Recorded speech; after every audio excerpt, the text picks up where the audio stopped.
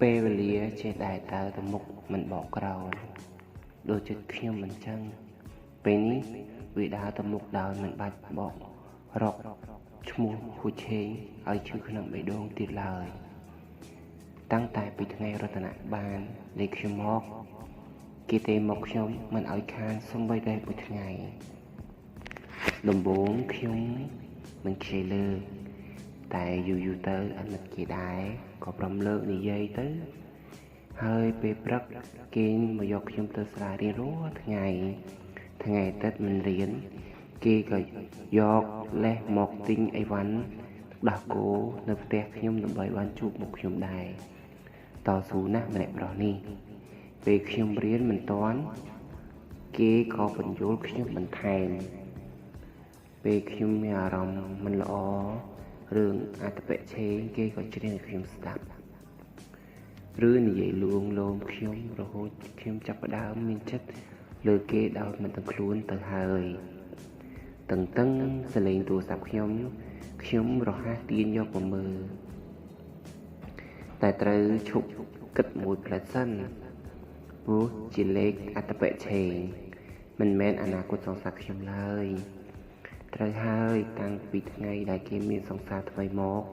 ខ្ញុំនិងគេមិនទៅតាក់ទងគ្នាទេដូចដែលដឹងតាំងពីដើមគេនឹងឃើញខ្ញុំតែពេលគេបែកពីសង្សារប៉ុណ្ណោះតឹងសលេងទូរស័ព្ទខ្ញុំរកម្ដងទៀតខ្ញុំក៏សម្រេចចិត្តលើកមកនិយាយ Hello line គេហៅខ្ញុំឡើងសតុនម៉េចបែកគ្នាជាមួយម្នាក់ស្រីនឹងទៀតរៀនថ្នាក់ទី10ហើយមែនខ្ញុំសួរឌឺទៅគេវិញអត់ទេគេតបដោយសលេងស្មើបេះដូងដែលធ្លាប់តែគិតថាបំភ្លេចគេក៏បានចាប់ផ្ដើមឈឺម្ដងទៀតអញ្ចឹងគេទេមកធ្វើអីខ្ញុំសួរទាំងបេះដូងកំពុងចាក់អ៊ូគ្រាន់តែចង់ដឹងសុខទុក្ខថាយ៉ាងម៉េចហើយអូខ្ញុំនៅរស់តើដល់ខ្ញុំដាក់ទៅអញ្ចឹងគេក៏ស្ងាត់ខ្ញុំក៏ស្ងាត់មិនតបអីទៀតយើងមិននិយាយអីទាំងពីរនាក់ឡើងមួយសន្ទុះតែមិនខ្ចីបិទទូរស័ព្ទនឹងគ្នាមានអារម្មណ៍ថាពីរនាក់ហ្នឹងមិនធ្លាប់ជាស្អីនឹងគ្នាលើសពី boyfriend ទេតែដូចមនុស្សកំពុងតែមានចិត្តលើគ្នាហើយលូតអន់ចិត្តនឹងគ្នាមិនដឹងទេពេលខ្លះភាពស្ងប់ស្ងាត់របស់មនុស្សពីរនាក់ក្នុងទូរស័ព្ទវាជាចម្លើយរបស់បេះដូងថាកំពុងតែមានសំណួររាប់លានសំណួរមិនដឹងថាចាប់ដើមសួរពីណាទៅសួរក្នុងឋានៈជាអ្វីព្រោះសុកបែរជាមានអារម្មណ៍ថាគ្រប់យ៉ាងហាក់លែងដូចដើមទៅហើយទូរស័ព្ទខ្ញុំញ័រកាន់ផ្ដាច់ការសន្ទនាដោយគ្មានសំឡេងរបស់យើងពីរនាក់ខ្ញុំក៏លើកមកមើលឃើញថាជាលេខរបស់រតនាខ្ញុំក៏រហ័សនិយាយទៅកាន់ឆេងបើអត់មានអីនិយាយទេអញ្ចឹងប៉ុណ្្នឹងសិនទៅណារៀបបិទតែគេក៏សួរមកភ្លាមរតនាទេមកមែនខ្ញុំឆ្លើយទៅវិញស្រឡាញ់គេអគេសួរបន្តដោយសំឡេងរៀងសែតប្រហែលដឹងខ្ញុំតបទៅវិញរហ័សចោះគេវិញម្នាក់ប្រុសនេះមិនបានស្រឡាញ់ខ្ញុំទេតែមិនក៏ជីកកកាយឬខ្ញុំម៉េចចង់ដឹងក៏ទៅសួរគេខ្លួនឯងទៅមកអញ្ចឹងខ្ញុំនេះបបួលខុសមនុស្សភ្លេចគិតថាមនុស្សដោយអត្តបិឆេមិនដែលខ្លាចនរណាតាំងពីដើមមកម្លេះថ្ងៃនេះទំនេរមេបានមកចង់ស្ដាប់រឿងអ្នកផ្សេងញ៉ាយគ្នាអត់ទេទៅសង្ស័យខ្ញុំបង្វែររឿងអាឡែងឯងមិនមែនជាអ្នកផ្សេងសម្រាប់ខ្ញុំទេស្ដាប់ទៅចាក់ដោតណាស់តែទាស់ត្រង់ថាកំបិតនឹងមុខវាលេងសើមុតដូចមុនទៅហើយមិនមែនជាអ្នកផ្សេងអញ្ចឹងខ្ញុំជាអីវិញមនុស្សសំខាន់ស្ដាប់រហូតខ្ញុំសោកតិចចំអកខ្លួនឯងឃើញសភាពការអំណោយផលអញ្ចឹងខ្ញុំបានដៃជំរះបញ្ជីគេវិច មនុស្សសំខាន់ណោះតែទុកខ្ញុំចោលពេលដែលមានសង្សារសំទោសពាក្យពីម៉ាត់របស់គេនេះឮហើយឆ្អែតចិត្តរត់ដល់ខ្ញុំហាមាត់ស្រដីអីលេងចេញបើឡែនឯងវិញពេញចិត្តខ្ញុំបើកពីគេក៏បានគេនិយាយឡើងធូរខ្សុយតែខ្ញុំបែរជាហួសចិត្តចំនួនសង្សារគេទៅវិញខ្ញុំកុំអស់ខ្ញុំចូលដើម្បីគ្រាន់តែជាលេះបំបែកគ្នាជាមួយនឹងគេនោះនិយាយចប់ខ្ញុំក៏ចិត្តបិទគេក៏ទេមកទៀតខ្ជិលនិយាយច្រើនខ្ញុំក៏ចិត្តបិទទូរស័ព្ទតែម្ដងម្នាក់ប្រុសនេះចម្លែកមែនគិតថាខ្លួនឯងជាស្អីចង់មានសង្សារក៏មានចង់បែកក៏បែកតាំងតែពីថ្ងៃម្នាក់ប្រុសនោះសម្ដែងភាពអស្ចារ្យដាក់ខ្ញុំមកគេក៏បាត់ឆឹងចិត្តមួយអាទិត្យមិនដឹងទៅណារៀងគូក៏មិនមករៀងរត់ក៏មិនមក Facebook ក៏បិទមិនឃើញអនឡាញផ្ទះគេក៏បិទទ្វារទៀតទូរស័ព្ទមិនដឹងតាក់ទងបានអត់ទេព្រោះខ្ញុំមិនខ្ចីទេទៅឡើយទោះជាបាត់គេតែនៅមានរតនៈម្នាក់ដែលនៅកំដរជីវិតខ្ញុំដែរនិយាយពីរតនៈវិញក្រោយពីស្គាល់គ្នាបានមួយរយៈការរៀនសូត្ររបស់ខ្ញុំល្អជាងមុនឆ្ងាយណាស់ពិសេសលេខខ្ទង់20ឡើងមកលេខខ្ទង់7ទៅខ្ទង់8ល្អឡើងនិយាយប្រជួយខ្មៅមុខរិចដូចគ្រប់ជីរាល់ខែកំពុងអង្គុយសរសើរខ្លួនឯងបានប៉ុន្មានផងស្រាប់តែសិស្សក្នុងថ្នាក់នាំគ្នាឆោឡាឡើងខ្ញុំដាច់ការស្រមៃអស់លីងឆោឡាអីចឹងច្បាស់ណាស់ច្បាស់ជាមានការប្រកួតគាត់គុញមិនខានគ្រាន់តែនឹកឃើញមានការប្រកួតខ្ញុំនេះនឹកឃើញអត្តបិឆេងមិនគេព្រោះអាគាត់នឹងប្រវត្តិមិនធម្មតាទេខ្ញុំក៏រហ័សសួរទៅកាន់សិស្សស្រីម្នាក់កំពុងបញ្ជាក់មានឆេងនៅក្នុងនឹងអត់មានចំណែកនាងខ្លីតែធ្វើឲ្យចិត្តខ្ញុំមិនស្ងប់រួចក៏ចាប់ដៃខាត់នាងសួរបន្តឆេងវាយគ្នាជាមួយសិស្សសាលាផ្សេងទៀតមែនអត់ទេ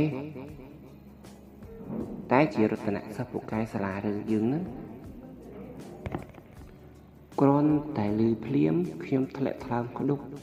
មនុស្សប្រុស2នាក់ដែលចូលក្នុងក្រៅបេះដូងខ្ញុំក្នុងពេលតែមួយបែរជាមកវាយគ្នាផ្អើលសាលាបែបនេះមិនមែនព្រោះខ្ញុំទេមែនទេរតនៈវាយគ្នាជាមួយអ្នកណាមិនវាយមកវាយជាមួយអត្តបិឆេងគេនឹងអ្នកលេងចំទូតែម្ដងថ្មនេះដឹងតែរៀនដូររតនៈក្អួកក្អាត់បាត់ទៅហើយគ្រាន់តែស្រមៃរូបភាពចប់ខ្ញុំក៏ប្រញាប់រត់ទៅក្រោយអគារថ្នាក់ទី11តាមសិស្សដទៃដើម្បីទៅខាត់ពីអ្នកនោះមុនពេលឮរឿងលេចដល់គ្រូក្នុងសាលាសំណាងត្រង់ថាលោកនាយករងថ្ងៃនេះមានការទៅប្រជុំនៅទីរួមខេត្តទាំងអស់កុំអីមានរឿងធំមិនខានទៅដល់កន្លែងកើតហេតុខុសពីអ្វីដែលខ្ញុំគិតស្រឡះគឺអត្តបិឆេងបែបហ្វ្រេនខ្ញុំបែកមាត់បាត់ទៅហើយតែរតនៈវិញគឺត្រឹមតែជាប់មុខបន្តិចប៉ុណ្ណោះម្នាក់នាំគ្នាឈរមើលតែមិនមានអ្នកចូលខាត់សោះពេលនេះរតនៈកំពុងតែដេកដួលលើដីក្រោយត្រូវមួយដៃរបស់ឆេងហើយឆេងកំពុងតែចាប់ទាញជាយកកៅអៅឯកសណ្ឋានសិស្សរបស់រតនៈឡើងហើយស្រែកសួរសំណួរតែខ្ញុំត្រូវតែទប់ដំណើរមិនដើរចូលទៅខាត់ឯងធ្វើបែបនេះដាក់អាឡែនបានយ៉ាងម៉េចឈ្មោះខ្ញុំមានក្នុងការប្រកួតមានន័យថាខ្ញុំពាក់ព័ន្ធហើយយើងធ្វើស្អីរតនៈសួរមិនទាន់ចប់ស្រួលបួផងអត្តបិឆេងក៏ដាក់គេមួយដៃទៀតដូចខ្នាញ់នឹងចម្លើយរបស់អញ្ចឹងជាលទ្ធផលបន្តអាសន្នបបោមាត់ក្រាស់របស់រតនៈជីងឈាមរិចទៅហើយឯងធ្វើស្អីឯងដឹងក្នុងចិត្តច្បាស់ណាស់ mình bắt dưới này vậy tề khiếm ní căn tại cho tha vì mi rương ấy bất bạc cọt rồi tận hạ phê lư ẩn trắng thơ mục mình xòm cùng cách hai dương mình score alin ở so chế ha mót để dây bằng hạp chúa nên á có mình đằng tại đôi bà và hai khiêm ní cắn tại vồn vồn chế nhìn nhóm chồng mọt rụi rồi tận hạ nè sắc xa có bán áp các đã kê mùi chương trong cái đá ua tốt lửa đầy hơi là chi lửa kế rụi chập đau tiên ai dư có mũ bùa cập hè rồi bó trên mà đồn trời hơi trên mà bán một riêng tê đội ní kê mình bán sleep với ai sẵn sàng sớ lái thật ngày ní score hơi dạng mấy cái tham mà lại nâng tập lọc tư rọc rọc riêng đội ai mình mẹn rồi vậy đội ai nâng lọ trường dừng chân thế bích lăng rồi lui sụp hiệp bộ rọc lành khai chế như vậy đi kê rồi lại mình tập tó tay đã chế mùi đáy chúng đứa cá trời tròn dạng mạch như vậy tôi chùm nọt mẹn tế chế hiên đưa bình thêm tiền mót bay chiêm từ hơi rồi ta nạ có hiết đại mùi đáy bình thêm tiệt đài nẹ lên đôi lục bóng chế mấy sọc chất đê ở kia vay sru hình trắng khiêm khơi thật chế bạch mọt bình mót bạch ní có tục chất mình bán rút có chô từ khoát về khơi thà rồi ta nạ sụp lọ kê đốt trong sầm lạp tới hời chộp liêm khiêm sạch láng hơi chô tới tiếng đáy rồi ta nạ chính rút tập bệ chế có ngớp cho lao bình cổng bùa mình rừng ấy mấy bài bài kia khiêm sạch xuống gần tàu vốn mình đút tiền o tục ơi sụp hiệp bộ đọc hành phái lại chùm nụ cho chế đưa đón mình tỏ khiêm nghĩa tờ rọc chùm lại vì rồi tàn nạn kì sự ngặt một chút riêng mình giờ vậy đừng ọ chế có này vậy cắt mà đòn tiệt tiền đáy cầm bông để chủ chiếm complete prap tha à lại phong tha à lên chiên nè nà kì chế nhìn nhầm đưa đòn khiêm lưu chú mô ní hơi mẹ rộng tha mình xu cho sóc khiêm xu mình chạm mà đòn tiệt à lên chiên nà kì rất tận nạ cho ngộ mục chóc mình trả lời ấy hơi trên có bàn đáy như vậy đưa mình thêm giang mít chú mót bắt từ hơi mẹn tế nẹ sặc xả ngặt mót trong đây khiêm xong rôm tim mối đài khiêm ban lư vì một nẹ sặc xả đôi kề ba mình hiên nị giấy túc ở dưới chỉ nẹ trả lời chế như vậy chóp có tiền khiêm ơi nghiệm mò kề khiêm về ní chập đa mình xuống không chất mẹn tẹn hơi đọc hơi mà lại mình lại nâng vì chế như vậy mịch mình toàn trọng phóng rất là nặng có như vậy cặp dưới như vậy khi tại vì nẹ tư rất là nặng ở đây khiêm trình ban tại bị bây chùm hiến hãy chế còn sạch lư lên chia song sam nâng mà nẹ pro ní đại ở đây mà lại ai nâng hơi trường khiêm chập phàng phim bị lưu bịa sầm đây là bỏ chèn nhiều người mơ một rata nạ rồi su bận trẻ đèn tập này chập đam cỏ hòm bật mé nó rata nạ mơ một khiêm đòi róm rồi y luôn tái mình trói tóc ở quay tiền cỏ khiêm có cắt vô mình này rừng ấy chế khơi khiêm chập đam rồi linh ra lông tập này cần ta vuông mà nú kia có ở đại khiêm nôm chỉnh từ tay rồi nạ mình prom lên đại khiêm nhìn nghỉ lại mà lại tập khiêm bỏ sai rừng sân trên mình bận về ở kia bỏ sai ấy ra có đã rút nạ mũi đáy trong cả mục pin cùng lằng rồi bọc mình trùng tùng rút nạ để đua lửa đấy tiền cho nó hô chiêm wow đố chặt tật hơi trên có sai cầm riêng đói xâm lấy một ថែមទាំងលើកដៃចង្អុលចំមុខរតនៈបើឯងមិនអាចមានម៉ាឡែនតែម្នាក់ទេក៏កុំចូលមកក្នុងចិត្តនាងម្ដងទៀតតិចថាអាឆេងម្នាក់នេះមិនបានប្រាប់គំរាមចប់ឆេងក៏សោកកាយខ្ញុំបណ្ដាលចេញទៅក្រោយក្រសែភ្នែកមនុស្សជាច្រើនអ្នក